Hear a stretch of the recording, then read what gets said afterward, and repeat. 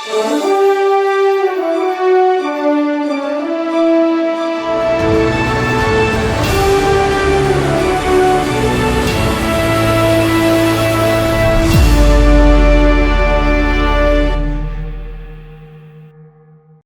kalagayan namin, mahirap, hindi makahanap ng pera. Ang aming sitwasyon ngayon sa aming buhay, ang hirap talaga. Nakikita nila yung palagayan namin na hirap po ba? Marami po kaming alalahanin sa buhay na to. Bagamat may dati na po kami hanap buhay, pero nagkulang po talaga. Isa po akong kasangbahay. Nakahinto ako dahil sa maraming operasyon ko. So wala po kaming hanap buhay ngayon. Kaya pinalangin ko sa Panginoon na sana darating ang panahon na may magbigay sa amin ng puhunan para kami dalawa ng husband ko may pagkakitaan po kami. Yung grant na tulong sa akin sa MCJ na ibigay sa akin, pandagdag po sa puhunan ko po sa pambili ng mga gulay at mga liso para namin, additional po sa pananim namin. Tapos makatulong din sa pambili ng mga gulay para mailako ko dito sa aming barangay po. Ganyan pa na sa akin, pag hindi ako kumakayod, magawa ng ganing. Hindi ako makakita ng pira. Binibenta namin napibenta ko sa mga apo ko.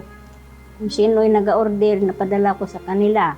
Sa totoo lang po, marami po kami alalahanin sa buhay na to.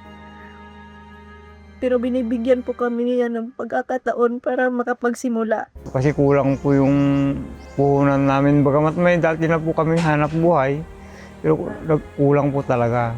Kaya po naisipan po namin lumapit sa MCGI at humingi ng tulong po. Ako po ay nagtatrabaho bilang virtual assistant po. Kaya lang po, mga last 2 weeks, nagkaroon po kami na problema sa sasakyan. Halos di po namin nagagalit. Isa po yun sa pinagkukunan mo namin na pangkabuhayan po namin. Bilang bahagi ng paglilingkuran sa isa't isa upang malingap ang bawat sangkap ng katawan, walang tigil ang MCGI sa pagkakaloob ng puhunan sa iba't ibang dako para sa mga kapatid na nangangarap na magkaroon ng maliit na kabuhayan. Malaking bagay po itong MCGI Livelihood Project kasi maraming mga kapatid ang nangangailangan at nakikinabang. Maraming salamat po kay Kuya dahil hindi lang po ako, kung hindi lang po yung iba na nakikinabang. Sa totoo lang po, natuwa po ang aking puso at napabilang po ako sa mapagkakalooban sa araw na to. Sana mapalago po namin, makatulong din po sa iglesia. Masaya. Masaya sa puso. Mayroong mga kapatid na tumulong sa akin, lalo sa Panginoon.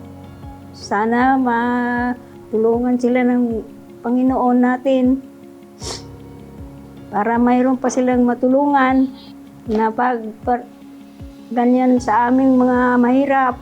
Sa ngayon po, hindi na po masyado kami naghihirap po.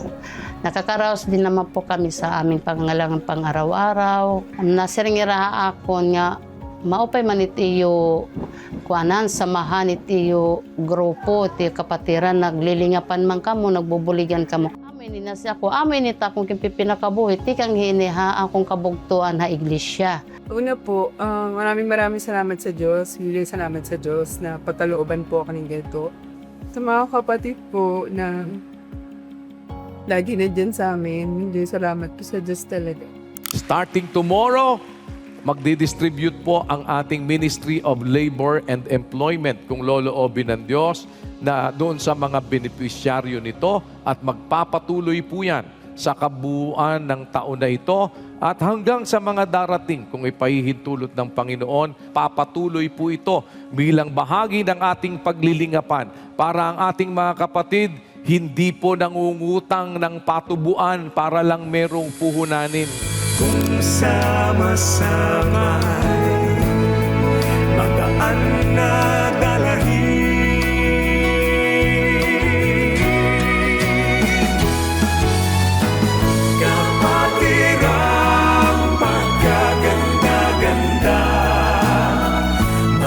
sakit ay walang kapala. Kapit kamay na magkakasama, tulong-tulong sa pasaning dala. Sa bawat hiling na natupad, nawa, kabutihang natanggap ay maibahagi din sa nangangailangan. Salamat sa Diyos at nasumpungan ko ang MCGI na pwedeng tumulong sa aming mag-asawa. Maraming salamat po mga kapatid, mga tulong nyo, lalo na sa iyo, Kuya Daniel. Sana pagpalain ka pa po. Salamat po sa binigay sa amin na pag-uumpisa ng puhunan namin. Wala akong masabi kundi pasalamat. Mataas na pagpupuri sa Panginoong Diyos. Sa kasalukuyan, meron ng mahigit 2,000 na pagkalooban ng puhunan mula nang ito ay pasimulan. Mahigit 1,000 ang bigay na puhunan, habang nasa 700 ang hiram, at mahigit 40 na ang nakapagbalik ng puhunan.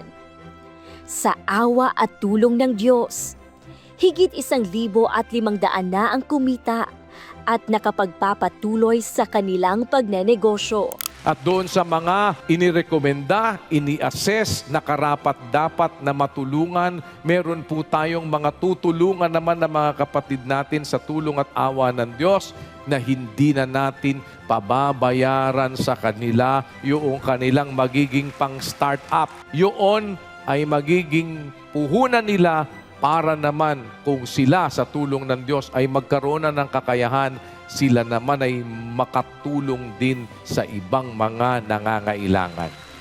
Ito po ay pinagkaloob sa akin, ay pagkakaloob ko rin po sa inyo. Sana po mapalago niyo po. Masaya po ako dahil ako po ang napili niya na ipagkalooban nito. Salamat po sa Diyos. Kahit anong pagsubok ang dumarating, financial man yan po, palagi po tayong manalangin. Kuya Daniel, maraming salamat po sa Diyos at ikaw po ang aming taga-akay. At sa mga kapatid na nandyan palagi para tumulong. Maraming salamat po mga kapatid. Maraming salamat kay sa Diyos at kay Kuya Daniel sa mga tulong niya sa mga mahirap at sa lahat ng mga kapatid. Maraming salamat sa inyo. Na kung masisiring po ha aton mga kapatiran, salamat po sa Diyos nga nagkaada po akong tunay. Nakita ko talaga ha MCGI nga tunay nga magkakapatiran po. Naglilingapan sa hirap at ginhawa po ang atong kabugtuan. Kuya, maraming salamat po. Iwan po namin sa mga nakakasama. Hindi niya po tayo pinababayaan.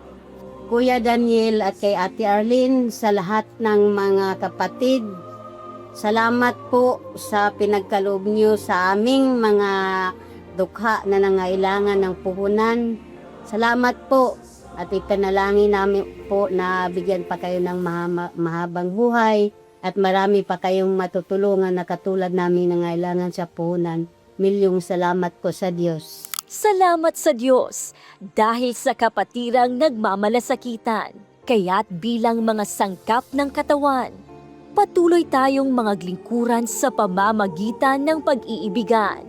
Ito'y kapatirang bigay sa atin ng Diyos para ang kabutihan ng Diyos makarating sa ating mga kapatid at sa ating mga kapwa-tao. Kung sino yung mga mayroong kakayahan, huwag mong ikakait ang mabuti sa kinauukulan pag nasa kapangyarihan ng iyong kamay na ito ay gawin. At sa huli, kung tayo po ay magsisikap sa tulong at awa ng Panginoon, anuman ang hirap na ating pinagdaraanan, may awa po ang Diyos, tayo ay magwawagi. Kami magwawagi kung iyong sasamahan at sa aming laban ay laging tutulungan. Hindi magagabi.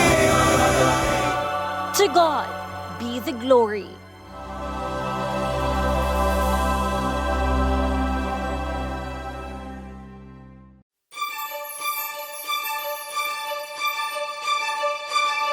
Panginoon.